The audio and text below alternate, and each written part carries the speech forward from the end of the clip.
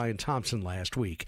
New York City Chief of Detectives Joseph Kenny. He was in possession of a ghost gun that had the capability of firing a 9mm round and a suppressor. Police Commissioner Jessica Tisch. Also recovered was a fraudulent New Jersey ID, matching the ID our suspect used to check into his New York City hostel before the shooting incident.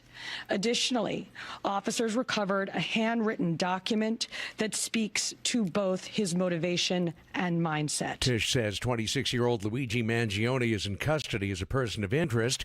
The tip came from a McDonald's employee in Altoona who recognized him from pictures released by police. Also in New York, a Marine veteran has been found not guilty of criminally negligent homicide in the choking death of a fellow subway rider. Witnesses say Jordan Neely was agitated and Daniel Penny kept him from hurting other riders. CBS New York's Alice Gaynor. Members of Jordan Neely's family very upset, also yelling out. Jordan Neely's father was asked to leave the courtroom. There was some swearing going on. One activist who has been outside demonstrating every morning was inside and yelled something at Penny like it's a small world, buddy. We saw Daniel Penny slightly turn his head where I saw a slight smile. Normally he stares straight forward and we can't see much of a reaction from him at all. With Syria's Assad regime now history, the question is who's in charge there? CBS News national security contributor Sam Vinograd. It is relatively unclear right now at this moment who is actually ruling Syria. Hayat Tahrir al-Sham organized the march to Damascus, but it is overseeing a relatively loose coalition of groups with Turkish support that have to decide ultimately what form of governance they plan to implement. His real name is Sean Carter. You know him better as rapper Jay-Z. And now he's accused of sexually assaulting an underage girl with Sean Diddy Combs at a party 24 years ago. CBS's Jerika Duncan with more on the claims from the accuser known as Jane Doe. She says she was given a drink that left her feeling, quote, woozy and lightheaded. Doe claims she entered an empty bedroom so she could lie down. The accuser then claims she was pinned down and raped first by Carter and then by Combs. Jay-Z calls the accusations idiotic. He says they're just an attempt to blackmail him. On Wall Street, the Dow is down 145 points. This is CBS News. Think O'Reilly Auto Parts for all your car care needs. Get the parts and service you need fast from the professional parts people at O'Reilly Auto Parts. Weather sponsored by Winter Ford. A weak storm system moves through the Delaware Valley. Today we'll have rain at times through the afternoon. It starts to dry out for the evening commute. High temperature up around 50 degrees. Tonight mostly cloudy and not as cold, low 44. And for Tuesday, mostly cloudy and milder with a high 56. The Winter Ford Cherry Hill Get Holiday Ready sales event. See Dino Rucci and his team for discounts and rebates up to $10,000 on new Fords. Call 800-428-4000 for details. Check your savings at winterford.com. WPHT, HD, WOGL, HD3, Philadelphia. From the Cherry Hill Volvo Studios, where relationships matter. Always live on the free Odyssey app. The revolution will be broadcast. This is the next generation of talk. Now on Talk Radio 1210 WPHT, Rich Zeoil. I'll tell you, it's like everything happens at a Pennsylvania McDonald's, huh? From President Trump cooking there and winning the election to this person of interest being discovered. Welcome to the show. Glad you're here today. 855-839-1210 on X at Rich Zeoli. And Daniel Penny, not guilty. Justice for Daniel Penny. This is a case that never should have been brought in the first place. Alvin Bragg is a disgrace. The judge is a disgrace. They're all a disgrace in New York City. Even Eric Adams, the mayor, on Friday was coming out and saying, listen, this guy should be let go. I hope the jury does what's right here. Well, the jury ultimately did what's right here. And you heard on the news there, Jordan Neely's family, they're still suing him. So there's still a GoFundMe to raise money for Daniel Penny because the family's still suing him through civil court. So even though he's been found not guilty in criminal court, there's still the matter of the wrongful death charge in civil court, which would be then a cash payment to the family of Jordan Neely. So Daniel Penny still needs help, and that's where things stand right now. President Trump over the weekend speaking to Kristen Welker on a lot of topics on Meet the Press. The big one that's gaining a lot of news, well, two things. Number one is he wants to end birthright citizenship. And number two, he's not interested in going after Joe Biden criminally. He says retribution will be through success. That's right, success. Like the Eagles had yesterday at the game. Success, although it wasn't an easy success and should have been a whole lot better if you ask me. But hey, a win's a win. We'll take it. A win is a win. So it's great to be with you. I had my foot surgery on Friday, so I am going to be sitting throughout the show today, whereas typically I'm standing. But that's okay. Doing fine. Did Fox News Saturday night with Jimmy Fallon. Made a little news there. So I talked about the election of Trump was the end of woke. And then I took Patrick to the game yesterday. So today I'll be just chilling for the next 4 hours, relaxing with my foot elevated, what I was supposed to be doing the entire weekend. But of course, I'm a terrible patient and I don't listen to doctor's orders. But nevertheless, today the foot is elevated and that's where we are. But let's begin with this person of interest arrested here. So this guy who whacked the CEO of United Healthcare. And what's amazing is the amount of people on social media who showed absolutely no sympathy to this man being murdered in the streets. I think this guy clearly wanted to be caught. He had the gun on him. He had a manifesto of some sort, or at least what looks to be a manifesto, notes about why he did it. He wrote on the bullets, deny, deny, deny, which comes from a book. Clearly, this guy wanted to be caught. I think maybe originally he thought he would escape. And then when he saw on social media, my guess is that so many people were hailing this guy as some sort of a hero, which sounds like a horrible thing to say, but healthcare companies deny a lot of people coverage. And there were a lot of people on social media who were applauding this guy.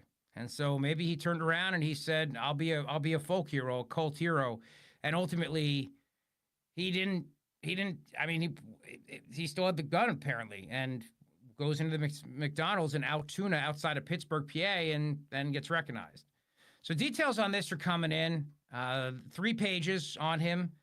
And I'm sure there'll be a press conference at some point this afternoon. If there is, we'll go to it live for you as we always do on this show because news breaks in the afternoon and we'll take it live. But my spidey sense tells me he probably did this because he wanted to kill this guy because of them denying claims, became some sort of a folk hero on the internet look, the CEO of United is still a human being, and, it's hard to imagine there's people cheering his death on, but there were, and then figured he'd ride out infamy, I guess, which is not the first time it's somebody who's murdered somebody thought that infamy would be a great thing for them, so we'll probably find that out. Not losing the gun also is a big tell right there, and having a document on him that directly is his guilt, also a big tell. So going into a public place like McDonald's where people are going to recognize you, also kind of a big tell. So all those things tell me he ultimately wanted to be caught, which he was. Now, the other big story of the day today is Syria, where Bashar al-Assad's regime has fallen. He has fled Damascus. And this is the kind of thing now where initially people are going to be cheering, and then they're going to come to find out that ISIS is going to take a further grip in the region. And a lot of bad guys and terrorists are also going to take a further grip in the Middle East. And this is all coming, obviously, at the end of Joe Biden's administration, where Joe Biden somehow is taking credit for this, even though I don't think Joe Biden could point to Syria on a map or point to his lunch on a table, by the way. But nevertheless, he came out over the weekend and started to take credit for this in some way. So Trump is going to become president soon, thank God, because the world is at a tipping point in so many different ways. Trump was asked the question if Ukraine's going to get less money, and he said, yeah, probably. And Zelensky now is acknowledging that and even saying to people that he understands that the gig is up, so to speak. Like, it's coming to an end. The gravy train is coming to an end. Ukraine can't win. There's no way they can win this. And it's coming to an end when Trump comes into office. So now Zelensky's just going to look for the best deal he can possibly get to close this thing down, what has been this money laundering operation all these years, and just get out of there. And speaking of Ukraine and speaking of Syria, Tulsi Gabbard is on the Hill today. Trump was asked a question about everybody criticizing Tulsi Gabbard for going to Syria, and he comments on that to Kristen Welker over the weekend.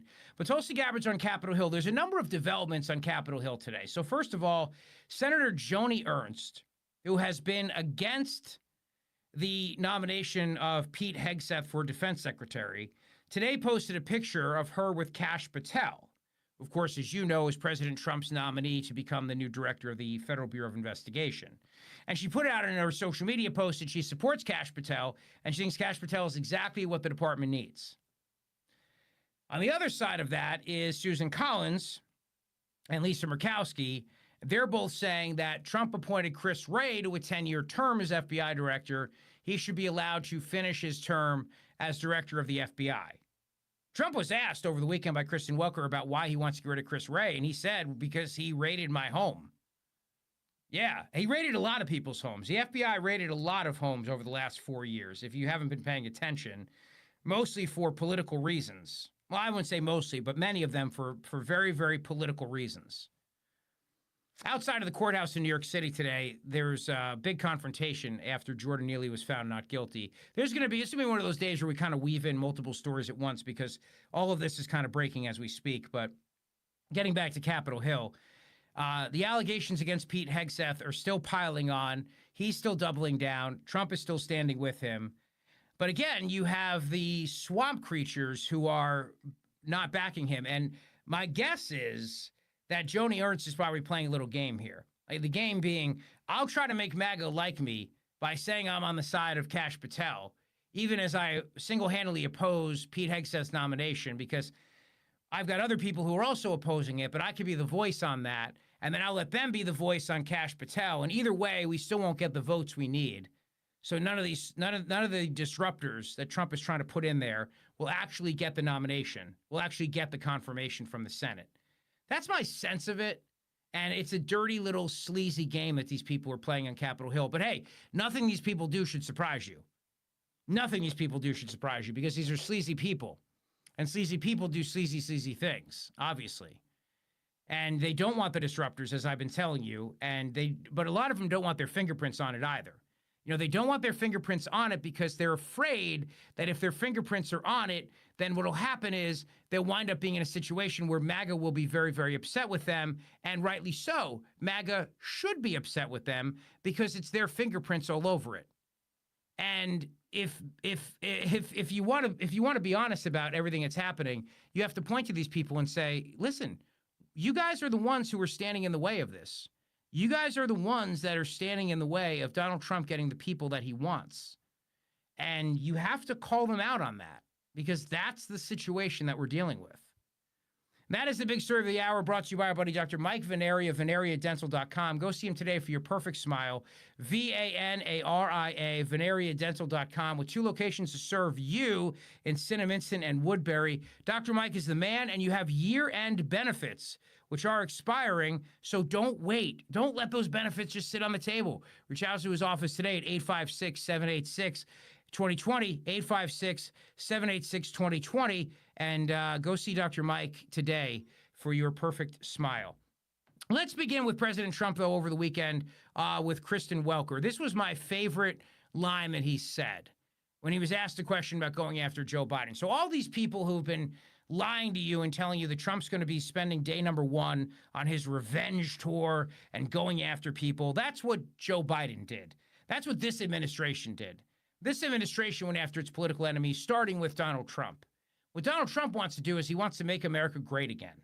I know that that's hard for his enemies to imagine, but he wants to make the country great again. He really does. And he doesn't want to waste any time doing it. And there's a lot of work he has to do. A lot of work he has to do because there's a lot of problems in this country. Joe Biden is leaving behind a ton of problems. And right away, he's got to get there. You know, Trump was asked about why he got elected. He said it was 2 things, the border and grocery prices. So he immediately wants to start getting grocery prices down. And that's not going to be something you could do right away because, unlike Kamala Harris, he's not going to impose fugazi price controls, which wouldn't do anything in the long run anyway. He's got to go about doing it the right way, which means getting the economy strong again. That takes work. So no, he doesn't have time to look in the rearview mirror. The Hunter Biden pardon is going to stand. I already told you last week, Congress is not going to do a damn thing about it, so don't hold your breath on that. And Trump wants to he wants his legacy to be, he's got 4 years. He can't run for re-election. He's not going to try to change